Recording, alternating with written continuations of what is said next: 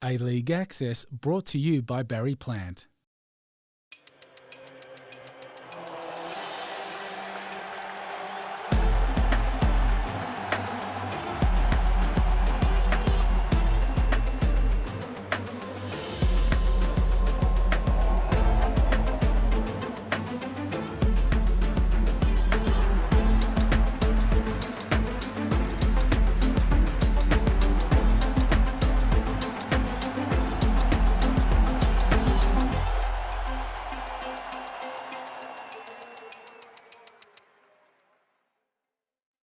Hello and welcome to the first episode of A-League Access, the show that goes over all things A-League and everything to do with the world game in Australia.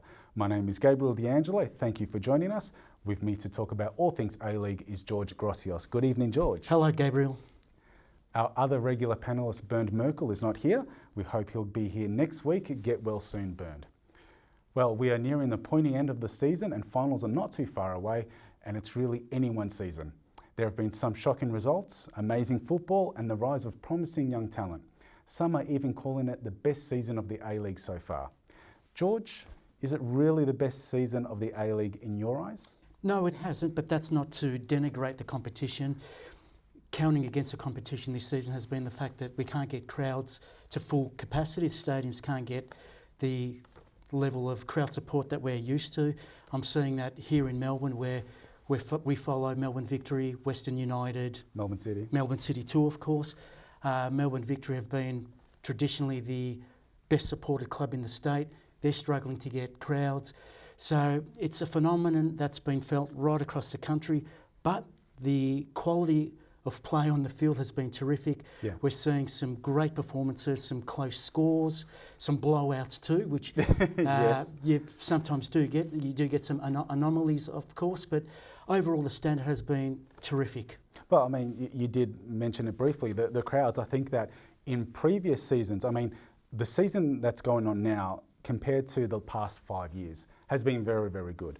But in the previous, like in the past 10 years or so, when the crowds are a part of the game and a part of the atmosphere and a part of everything to do with the A-League, that's when the A-League is at its best. It's not just what's happening on the field, but also off the field as well. And it's a shame that when the FFA were scared of their own fans a couple of years ago, that it sort of put off a lot of active support and put off a lot of people, because the atmosphere of what football fans bring makes football so unique.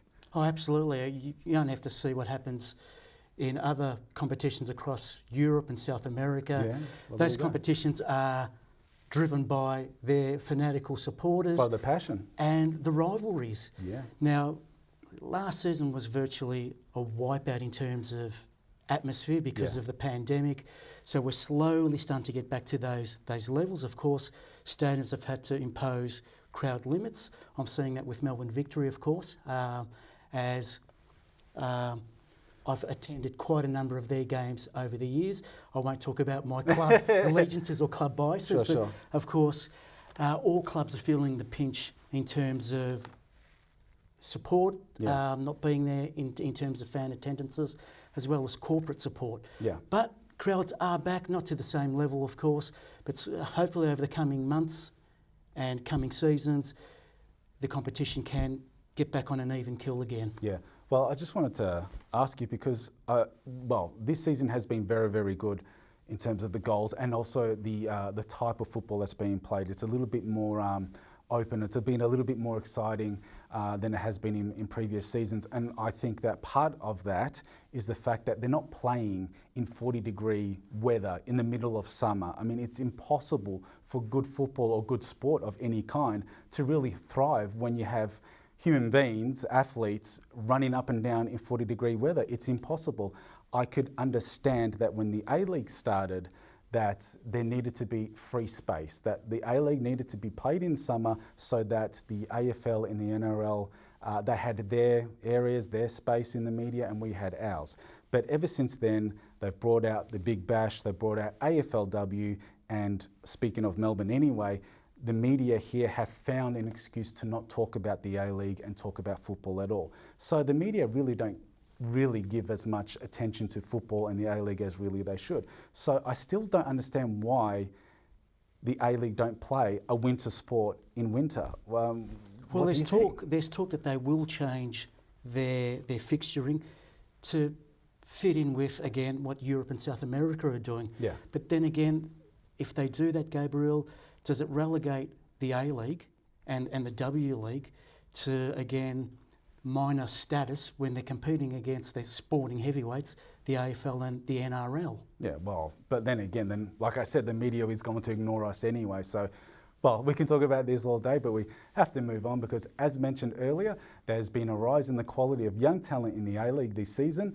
Dylan Wenzel-Halls, Daniel Margouche, Joe Gauchi, Alu Kual, Kusuni Yengi, Valentino Yule, Nicholas D'Agostino, just to name very few, have lit up the A-League this season with their outstanding performances, proving that the future of football in this country is a bright one. George, which young player has impressed you the most so far? Dylan Wenzel-Halls at Brisbane. He's been a terrific player. He's been on the scene since 2018-19. He debuted under Robbie Fowler. Yeah. So that would have been quite an exciting yet imposing introduction to the game, having a coach with the pedigree of a Robbie Fowler.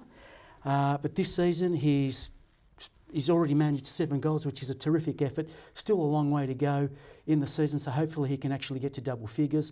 If you reach double figures as an attacker, striker, it's the sign of a pretty good season, I would say. Another kid that's caught my eye over the last couple of years has been Sebastian Pasquale. Yeah. Started off at Melbourne Victory under the long departed Kevin Muscat. It seems like a lifetime ago. Yeah, it does. Muscat was in charge there. Debuted as a 16-year-old in the FFA Cup, so that was a great achievement for Sebastian. Moved on to bigger and better things in Europe. He went over to the Ajax Academy, developed his talent there, has now returned, and of course he's now playing at Western United. Yeah. So he's part of the starting lineup, starting to develop his skills and his experience. Hopefully he can become a Socceroo. Luke Ivanovic, another young player that's been on the scene a couple of years, he's going to find it really difficult to impose himself. Yeah. As talented as he is, he's trying to compete against the likes of Ninkovic, Kostas Barbarousis. Yeah, there's a lot of talent. Bibo has returned. Last season he also had to compete with and contend with Adam Lafondre. Yeah. So some really talented players ahead of him in the pecking order. Yeah. I'm just going to say that I think that the most underrated player and a young player is Nathaniel Atkinson. I'm just enamoured with the way he plays. He defends, he attacks, he can score, he passes well, he can provide goals. I think he's the most underrated player in the A-League. I'm a big fan of his. And before we go, I just want to put this off my chest, but to the Fox Sports commentators, please stop overhyping Lockie Rose. Lockie Rose is a very good young talent. He's a very good young player, but please stop thinking every time he's going to come onto the ground, he's going to score a hat-trick. Just please don't put any more pressure on the poor lad. He needs to grow. He's going to be a good young player, but just give him time. I just wanted to get that off my chest. But thank you, George. We just need to take a quick break, but we'll be back with more A-League access after the break.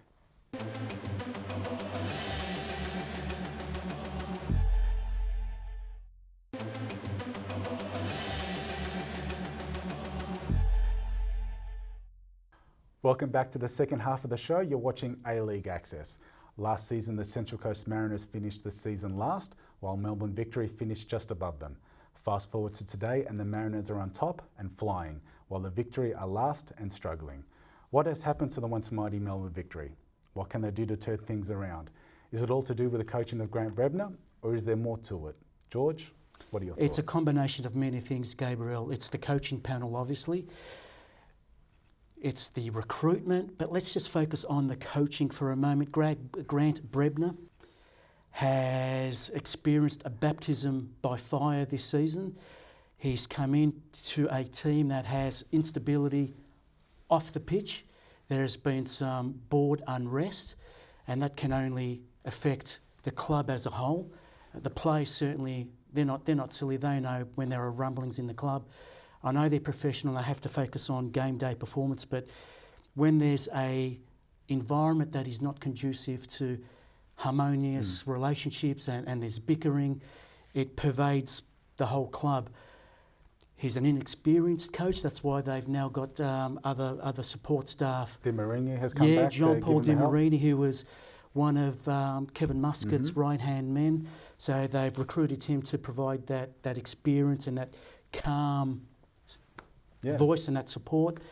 He does, of course, have technical nous as well. And boy, oh boy, do they need it, because on the field they have been disorganised. They've been at sixes and sevens. Is that, again, a fault of Brebner's? The players that they've recruited, I'm sorry to say, are just not up to the usual standard that Victory supporters have come to expect. Rudy Gestetti, for example, that's just been, unfortunately for Victory, a waste. Yeah, well, he has been a waste. And he did say when he came to Australia that he was going to dominate the A-League. He can't dominate the Church League. I mean, like, really, the arrogance. But like you were saying about Brebner, when Brebner was approached to be the coach of Melbourne Victory, he rejected it twice. So he didn't want to be the coach, not once, but twice. So that either proves that he himself didn't feel like he was ready to be the senior coach, or he saw the quality of what was there in front of him and thought, maybe not, or a combination of both. I think that maybe Melbourne Victory were trying to get somebody, but they couldn't because of COVID and all that sort of stuff, and they were stuck with Grant Brebner, and they promised him, look, you're not our first choice, and we know you don't want to be in charge of the team, but we've got nobody else, so can you please just look after the club while we can get someone else, and you've got good experience during this whole time, so it'll be good for you. The rot set in, Gabriel, after Kevin Muscat's departure. They appointed Marco Kurz to the position. Yeah. That didn't work out. He left, or rather he was asked to leave. Yeah. 7, 8, 9 games into the season, Carlos Salvatore took over.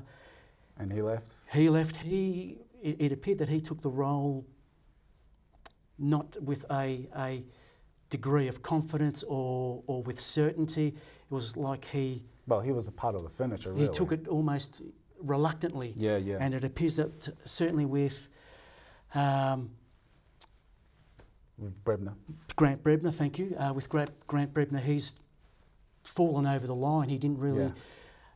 kick the door down to actually want the position. So it's a job that he didn't really want, and because we know he doesn't want it, you do feel sorry when you see him in the press conferences and all that, because it is sort of like, well, I'm doing this, but I'm trying my best. I can't give you much more than that, but I'm actually sort of glad that Melbourne Victory didn't fire him and just get him out of the club, because a new broom can sweep the floor, but an old broom knows where the dirt is.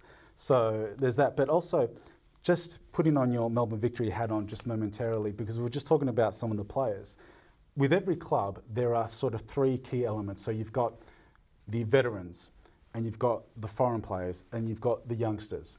So at Melbourne Victory, you've got some of the veterans where you can sort of say, most of them, thank you very much, goodbye, let's bring in the young guys, give them a chance, the youth are the future. Okay, fine. You've got some of the foreigners where you can say, well, some have been pretty good. Butterfield, McManaman has been great. In my eyes, they've been very disappointing, Gabriel. I have to be honest. Well, I know, but also at the same time, some of the players that are around them, they can't really do much. And Gested hasn't been all that great either. So they've been hit and miss. And the young players have also been a bit hit and miss, because if you compare some of the youngsters to the youngsters at Melbourne City, Central Coast, Adelaide United, Newcastle Jets, are they at the same level or better than they are? Well, no. But also at the same time, they're not given a lot of opportunities. I believe that's a legacy of the Kevin Muscat era, where he almost stubbornly refused to play young players. And they're now paying the price. I don't know what's happening at the Youth Academy at Melbourne Victory, but the players that are in the academy, they're not flourishing when they're reaching senior level. Admittedly, they had a very good win against Newcastle Jets last week, where young Dylan Ryan and Leighton Brooks scored, so at least the kids are getting a go and scoring, unlike, as I touched on earlier, Rudy Gestetti. Marco Rojas, another high-priced recruit in his latest reincarnation at Melbourne Victory. He's been injured, he's been beset by injuries, hasn't produced the quality. He hasn't been the same. Hasn't been the same, and it's been a real shame for not only Melbourne Victory, but the competition as a whole, because when he was at his best in previous stints at Melbourne Victory, he set the competition alight. Yeah, yeah. Oh, absolutely. And yeah, I mean, Melbourne Victory, but it's going to be interesting to see where they're going to go because, like I said, I mean, the young guys, you have to play them. The good thing about the saving grace for Melbourne Victory, like what happened with Adelaide United a couple of years ago when they finished champions and then the following season they were dead last, is that there is no promotion and relegation. So there's no second division. So if they lose, it doesn't matter. But that's the worst thing about the A-League, is that there is no promotion and relegation, there is no second division. So you have this sort of malaise from some of these players where it's like, well, we win, we lose, doesn't really matter because we don't get relegated, so who cares? And that really is also part of the problem, not just Melbourne Victory, I'm not just talking about them, but in many clubs where they finish last. There's not that sense of urgency like, oh, we have to win this because if we win, we stay up. The A-League desperately needs to get that sorted because it's not just, like I said, it's not just happening now with Melbourne Victory, but it's happened with Central Coast last season and many other teams where it's like, well, if you lose, it doesn't really matter. I can tell you with a club like Melbourne Victory, which is one of the best clubs in Australia. Yeah. Their results speak for themselves. Yeah. But they're also one of the most strongly supported clubs in the country. Yeah. They're held accountable by their supporters. Their supporters are very demanding. They agitate for success, Gabriel. Yeah, well, that's good because they are probably the best supporters. I'm very respectful for them. Well, it's certainly going to be very interesting to see what happens to Melbourne Victory, but I'm sure they'll be bouncing back and recover like all good clubs do. We'll be back with more A-League access after the break.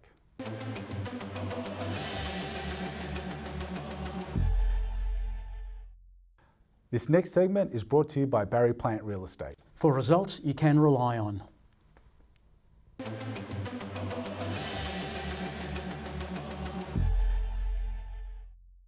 Hi, this is Erika Mavet and I'm here in Moreland to meet with the young footballer Rosie Thyer.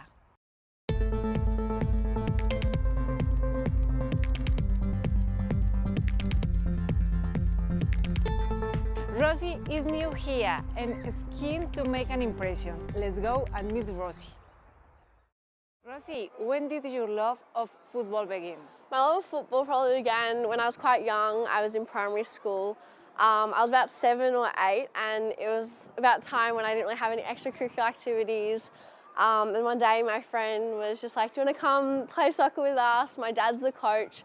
At that time, the club was on the other side of Melbourne, so it was a bit of a trek, but yeah, I just fell in love with the game, fell in love with the girls that played, and yeah, I was just stuck with it ever since then.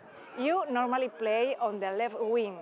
How did you start playing in that position, and do you have any other position you can play in? Yeah, playing in the left wing is quite interesting because I'm not left-footed, so I guess, I don't really know when it was. It would have been a few years ago. I just kind of started playing now. I found it kind of easier than playing right wing as well because my supporting foot's on the right, but I cross in with the left. Yeah, I like running up and down the wing, so yeah, I just love the wing positions because I get to do lots of running and crossing in and assisting the goals. Yeah, it's good. You have played futsal for Victoria and have even played in Spain through the FFA Futsal Championship. Do you think that futsal has helped you develop to be the player you are today? Yeah, futsal's a very different sport to soccer. It's a lot faster, more intense. I find it quite challenging as well compared to soccer. You know, you get to kind of rest when you're playing soccer, but futsal's just go, go, go because the ball's so close to you. It definitely has helped me, my fitness, my endurance, and obviously tactical and skillfully wise. It's a good sport to play as well. It's so wet. You have joined Moreland Zebras last year. How have you taken to the club? What's the environment like? Yeah, Moreland Zebras is an amazing club. I'm annoyed I haven't come here sooner. I find the club really welcoming for women. I feel like men and women are kind of on the same page here as well. I feel like the coaches are organised, and obviously playing in a senior team, it's great to have a lot of experience from all of the girls, and yeah, I think the team bonds really well together, and I love the location, everything about the club, I love it. How important to you as a player and as a person is in that the Women's World Cup will be in Australia in 2023? I think the 2023 Women's World Cup being in Australia, it's just so exciting and it's so important as well for women's football in Australia. I think it's going to show to people who don't even play football in Australia that how important this game is, and it's going to really boost the women's football industry even more than it is now. Rosie, thank you very much for your time and all the best in the future.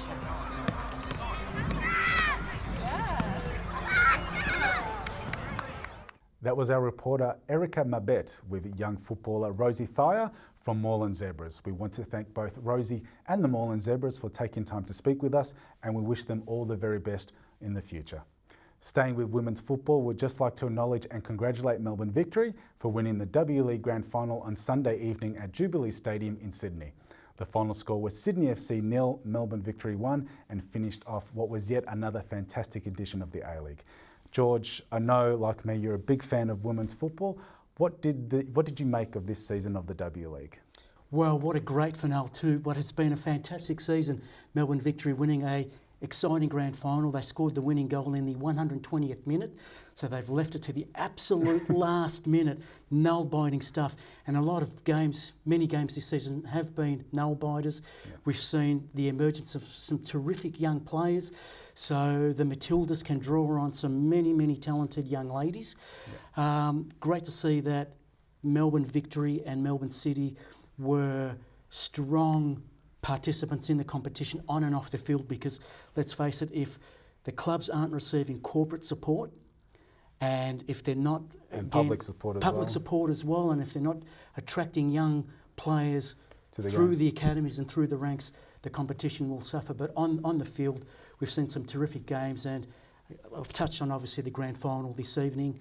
Kudos to Sydney as well. They had a fantastic season, and commiserations to the other clubs, but it just shows that if you dedicate and if you commit to the women's program, you can be up there as well. Yeah, well, I've always thought that the standard of football in the women's game in Australia has always been extremely high, and there were some concerns that because so many Matildas players were leaving the W League to go play in the European leagues in the United States. One of the main draw cards. Well, yeah, there's been so many good players leaving that there might be an exit. Well, there might be a reduction of talent, but on the contrary, there's still some extremely good young talent out there, and there's been some amazing stories. I mean, Michelle Hyman, her comeback to Canberra United, she's been fantastic after her 1 year sabbatical. And of course, the story, probably the best story of the W League was the marriage proposal of Riley Dobson of Melbourne City, where she had to retire very young to look after her fiancé, who was unfortunately battling cancer. So she retired, and at the end of the match, her fiancé proposed to her at the end of the game, and it was a fantastic moment and all that sort of emotion that comes with it, and it was really good. Yes, I'm a big fan of the W League and just women's football in general. I just think it's fantastic. Yeah, while we celebrate the young talent that comes through, it's also great to see that the competition has the veterans like Lisa Devanna. 5 titles. Yeah, 5 titles, played a starring role in Melbourne Victory's, as we now know, successful campaign. Yeah. So great to see veterans are still doing really well in the competition. I was pleased that clubs like Newcastle Jets gave an opportunity to some players that have been in the suburban metropolitan ranks. Evelyn Cronus, a 29-year-old talented player who's been given an opportunity. So it just goes to show that irrespective of age, you'll be given an opportunity if you're good enough. So well done to Evelyn Cronus, and well done to all of the players who participated in the season. Yeah, just in general, well done W League, it's fantastic. That's all for this week's edition of A-League Access. Thank you, George. Thank you, Gabriel. Erica Mabet, Rosie Thyer and Moreland Zebras. I'm Gabriel D'Angelo. Thank you for watching. See you next week. Bye for now.